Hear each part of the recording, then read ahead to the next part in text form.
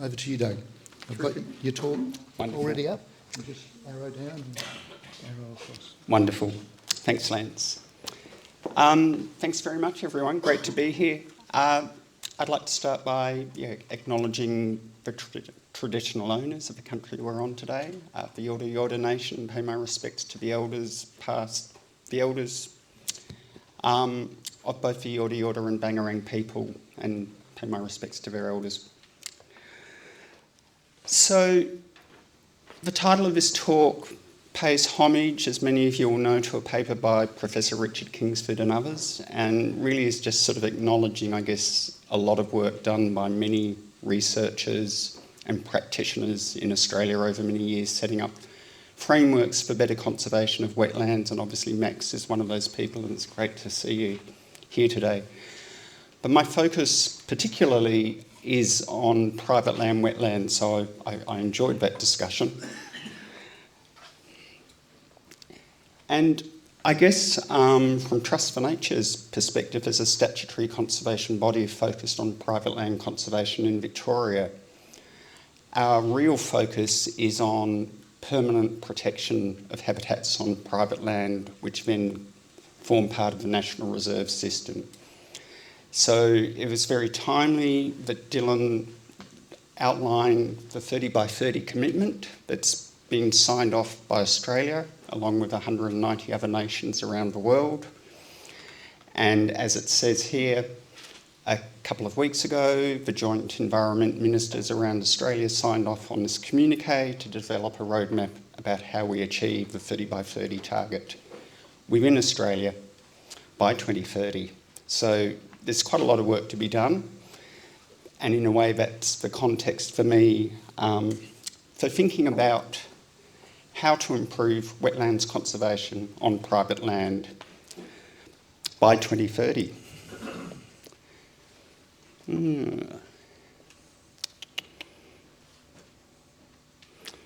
Okay. Down arrow's not working? Oh, I see. Thanks, Lance. So, with apologies to George Orwell for bastardising one of his famous lines, the way I've thought about this talk is that some ecosystems, or all ecosystems, are important, but it turns out that some are more important than others. All wetlands are important, but it turns out that some are more important than others. All Ramsar wetlands are important, but in the context of 30 by 30, some are more important than others. And of course, many wetlands are less important than others. And out of all of that, suggest some ways forward.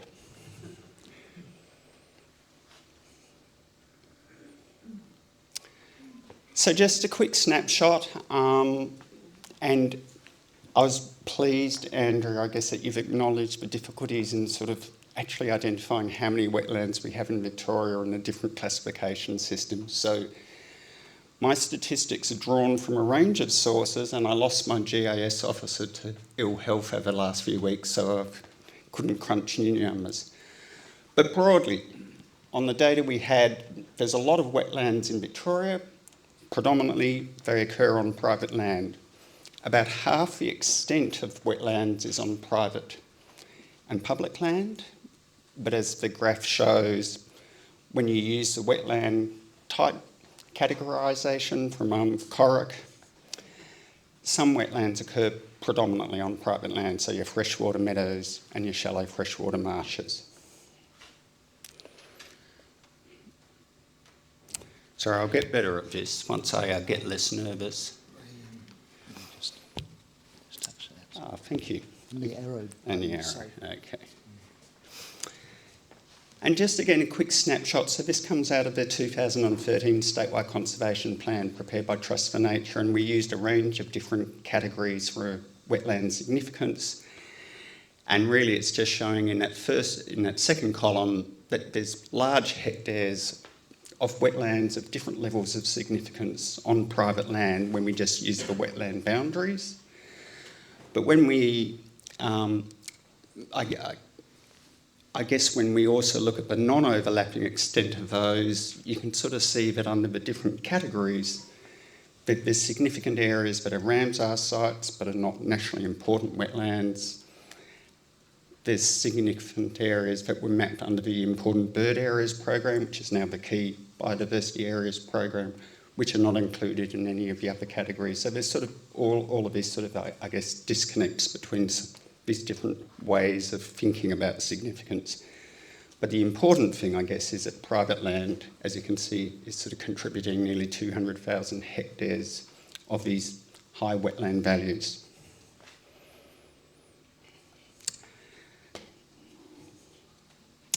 But equally, of course, wetlands have really suffered most of the loss in Victoria, and I won't dwell on that. I think we're all familiar with the fact that about 80% of the wetlands that have been lost in Victoria, so nearly 5,000 hectares, or more than 5,000 in number, have been lost from private land, and in general, wetlands on private land are in poorer condition than wetlands on public land. So moving to the first theme of some ecosystems are more important than others. In the graph on the left, it just shows the remaining extent of terrestrial ecosystems in brown compared with wetlands. So you can actually see that aquatic ecosystems in Victoria have done relatively well since 1750 compared with terrestrial ecosystems. There's still 71% of wetland extent remaining compared with 48%. But if we look at the proportion of those broad ecosystem categories within the protected area estate, there's actually proportionately more of the terrestrial ecosystems than wetland ecosystems. And currently, there's only around 10% of wetland ecosystems remaining in Victoria that are included within formal protected areas. When we look at one of the criteria of the National Reserve System, which is adequacy, so adequacy is the extent of habitat remaining that is sufficient to support ecosystem health and populations. And one of the ways in which it's measured is the idea that you should have at least 15% of a remaining extent of each ecosystem included in formal protected areas. So when we ran the numbers on this using data from 2016, these are the numbers of wetland ecological vegetation classes in different levels of protection across Victoria. So the total number of wetland EVCs I used for this analysis was about 270. And as you can see, about 2/3 are sort of under this 30% target that we're sort of now aiming for by 2030. There's only sort of 1/3, if you like, that meet this definition of adequacy within a national reserve system. So a fair way to go.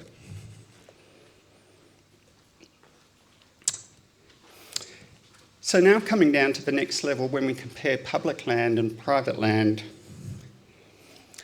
again, this is looking at differences in the level of protection across those two tenures. So as you can see, the extent of wetlands remaining is similar between public and private land, but the level of protection is very different.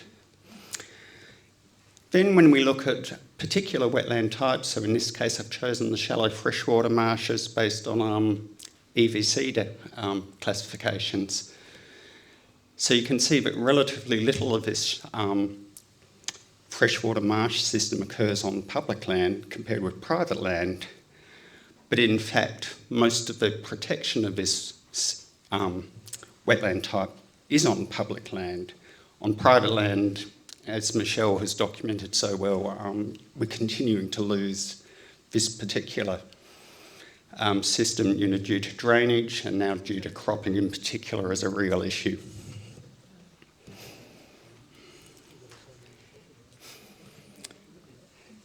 So then, again, thinking about the way in which some wetlands are more important than others, even within the protected area estate, and we find that the wetlands are protected to different levels using the International Union of Conservation for Nature classifications. So by the most recent estimates I could find, approximately 42% of wetlands on public land in Victoria that are included within protected areas are still accessible for duck hunting, but they're still classified as wildlife reserves, so they only come in as what's called a Category 6 under the IUCN categories.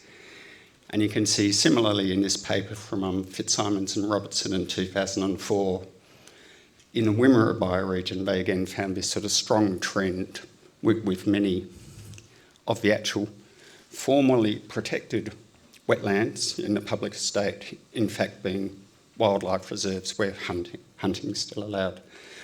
So there's another disparity there to think about, but obviously this does sit within the sustainable use of Ramsar. So Ramsar, and coming back to the discussion around private land, so I just thought it is useful to think about how we have defined Ramsar, and Dylan and Andrea have both touched on the reasons why I guess public land has tended to be the focus for Ramsar listings, both in Victoria and probably in Australia, I think it's fair to say. So we acknowledge that some Ramsar sites include private land, but in these two examples from the Kerrang Lakes Ramsar site and the Western District Lakes, so the Ramsar sites are shown in dark blue. Public land is the hatched, and wetlands on private land are in pale blue. And these two examples are simply making the point that within the scope of what you might think of as a Ramsar site from an ecological perspective in terms of water birds and other species sort of moving between multiple wetlands, there are many private land wetlands that are not being included within the formal listing.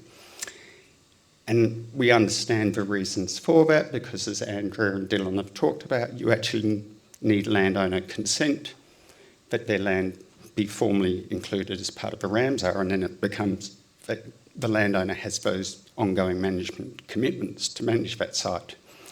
So I think it's a really interesting sort of a policy disconnect and complexity. You know, it's a big commitment for a landowner to sign up to become a part of Ramsar.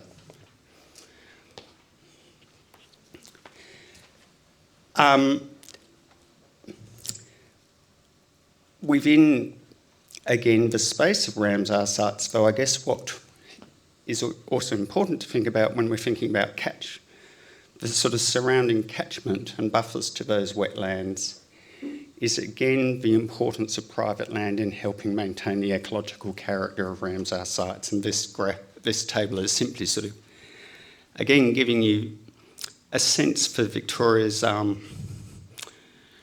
Ramsar wetlands, and my apologies, this doesn't include the Long Swamp Discovery Bay one. This is, again, out of a plan we did before then. But while you can see there's small areas of actual Ramsar siting on private land, once we start thinking about these buffers of 250 metres, which we've just taken from the Index of Wetland Condition, you actually start building up to sort of quite significant areas of adjacent private land. And coming to this point that under rising sea level, as Dylan talked about, there's specific examples like this at Lake Conowari where the Ramsar site on public land is shown in green. And then we've been doing this modelling of all of the private land around that Ramsar site. And as you can see, it's just showing where, where sea level is likely to get to under different time frames. So there's going to be significant areas of adjacent private land being inundated, within the next 80 years around the Conowari site. So thinking about how we plan for that in a policy and an operational space, I think it's a really important issue around the space of Ramsar and other wetlands.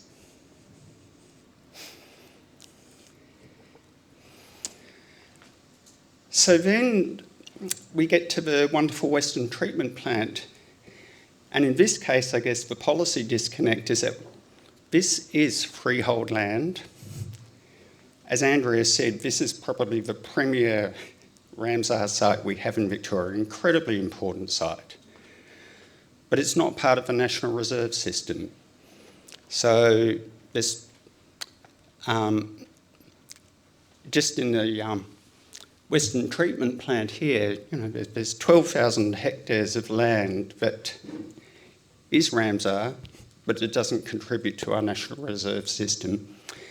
And I think it's really interesting, Max, that you touched on other effective conservation measures as a way forward here, because I think this is a perfect example where a water authority owns and manages this land for a primary purpose that's not nature conservation, but we're all agreed that there's a great nature conservation outcome happening there. So I think that's trying to work our way through how that can happen in a policy space is really useful. So I've touched on this, simply this disconnect, and it's great to hear, Andrea, that there is this sort of systematic process happening at your level and Australian government level to go, let's agree on a framework for what are high-value wetlands. So finally, some wetlands are less important than others.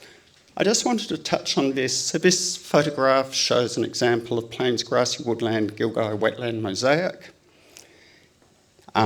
This is at Balmatam Nature Conservation Reserve. You can see it's quite wet, but this isn't mapped as a wetland EVC, so when we do analyses, it doesn't actually get included as a wetland.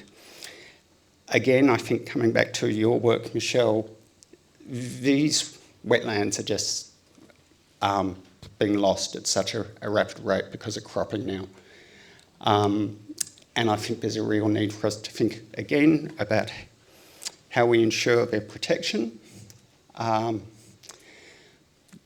really before they go.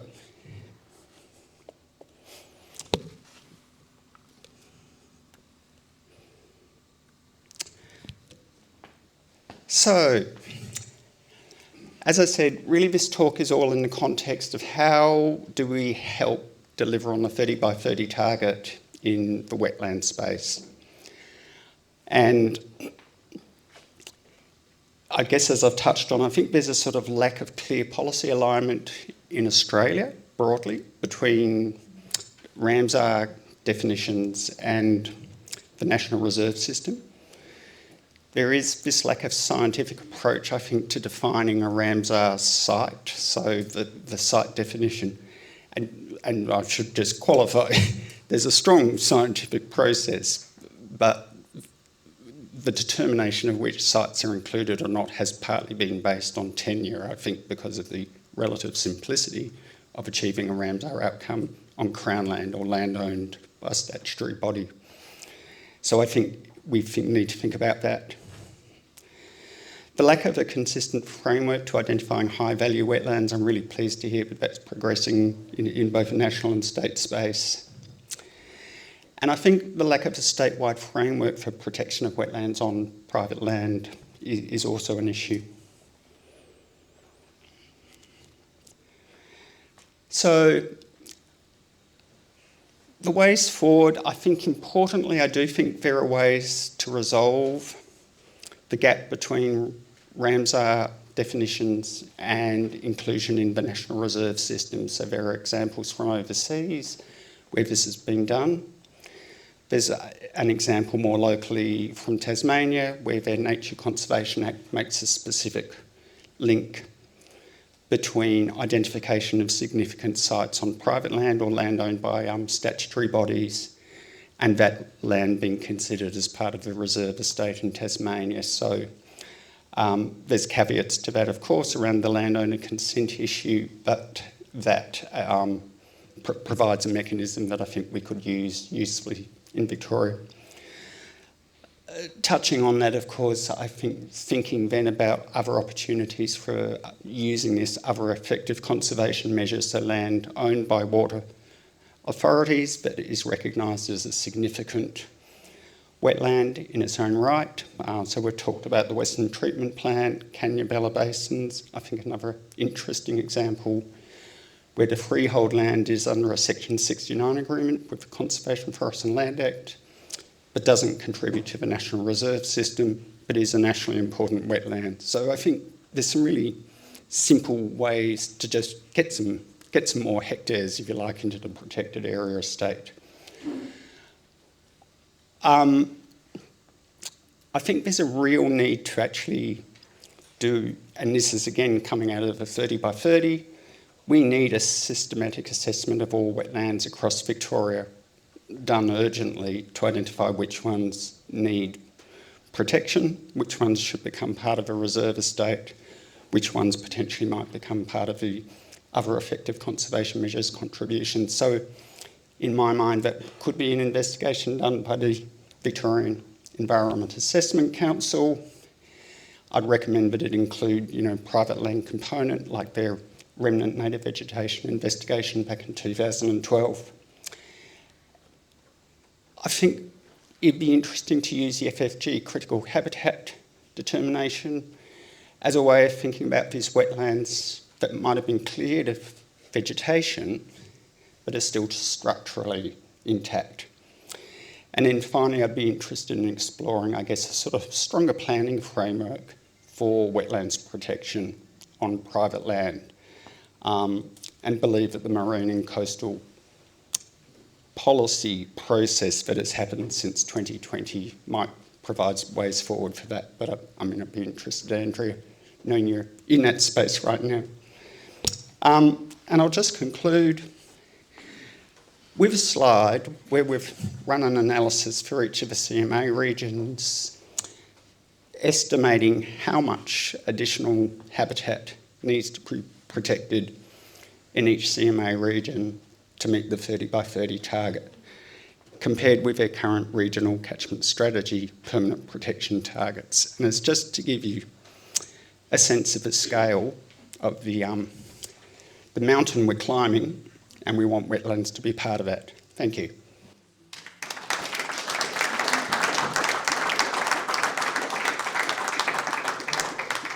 Thank you, Doug. That's great.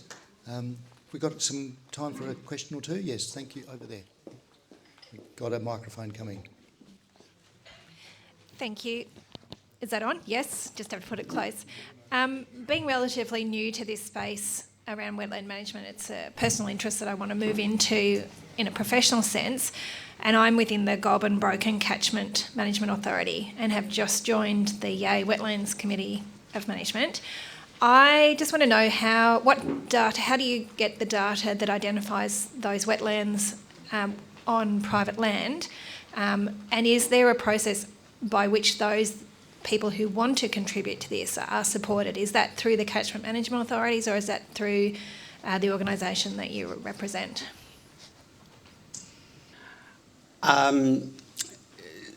So I guess on the first question, there are layers, as Andrea said, of all wetlands mapped in Victoria across both public and private land.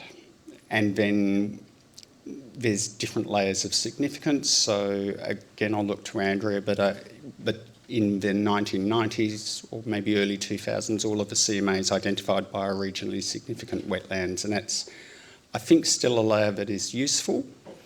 Yep. In terms of how do landholders protect those, I mean, again, those programs have been led by catchment management authorities with a range of incentive funding programs over the years. So wetlands tender obviously is one of those, but also the state government has always been funding wetlands programs.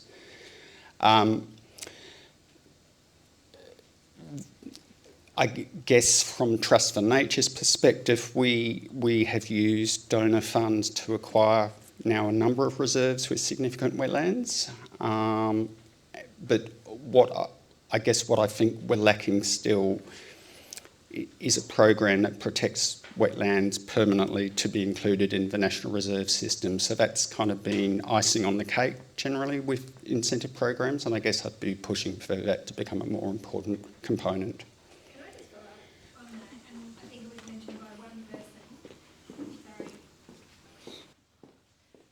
I think something that's really... Is that on? I'll talk loudly. I guess one thing that I've noted particularly within our region is the change... Oh, lost both of them.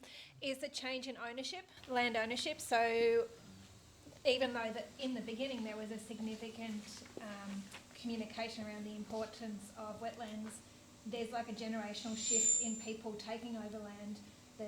That land is changing hands, and maybe those new owners don't have the same understanding of the significance and commitment to that. So I don't know how that then looks within the communication. Like there's cycles of people's knowledge, and that can sort of diminish in understanding over time, and particularly with land changing hands. Yeah, I mean, I'd agree with all of that.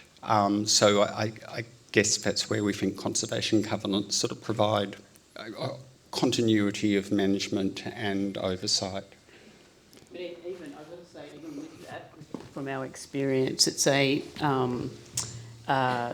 risky time when land changes hands. And we've had sites that did have permanent protection, where there's various stipulations on the actual title.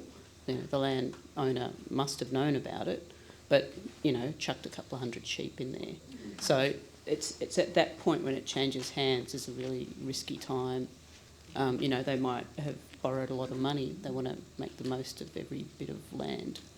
Yeah, but completely agree.